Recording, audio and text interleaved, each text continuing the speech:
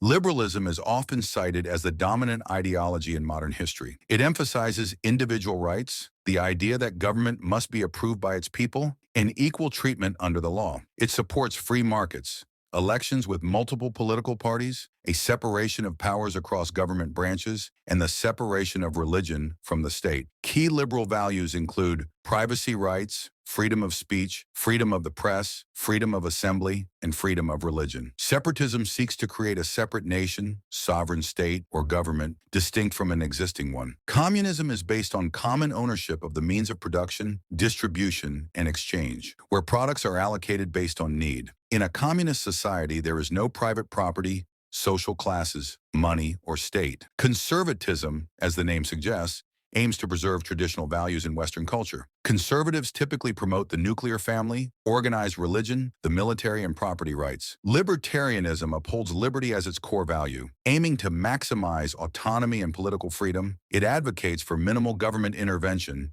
and supports principles of liberalism, such as equality before the law and the fundamental rights to life, liberty, and property. Syndicalism. Syndicalism is a form of socialism that advocates for the unionization of the workforce, the creation of decentralized revolutionary worker organizations called syndicates, and the use of strikes and direct action to advance workers' demands. In a post-capitalist society, a Congress or commune of syndicates would represent various unions or sectors of the economy, replacing a central government. Corporatism advocates organizing society into sectors, such as agriculture, military, and engineering, with individuals assigned based on their interests and skills. It supports a cross-class system where workers, employers, and the state collaborate to efficiently manage the economy and satisfy all parties involved. It does not refer to a system dominated by large business interests, known as corporatocracy. Socialism encompasses many different forms, making it an umbrella term. Traditionally, socialism involves worker-owned means of production, supporting worker-led revolutions, democratic self-management, and workplace democracy. In modern times, socialism advocates for democratic self-management, high taxes on the wealthy, and the nationalization of key industries. A core value of socialism is social ownership. Republicanism is an ideology that advocates for a non-hereditary government, opposed to monarchism, where political power is vested in the citizens within a republic. Transhumanism advocates for the use of technology to enhance human capabilities, aiming to overcome both basic and complex challenges. Its ultimate goal is for humanity to achieve immortality and advance physical and mental capabilities. Nazism is a form of fascism centered on a racist ideology that claims the Aryan race is superior. It promotes the belief that the Aryan race should dominate the world, aligning with ultranationalism. According to Nazi ideology,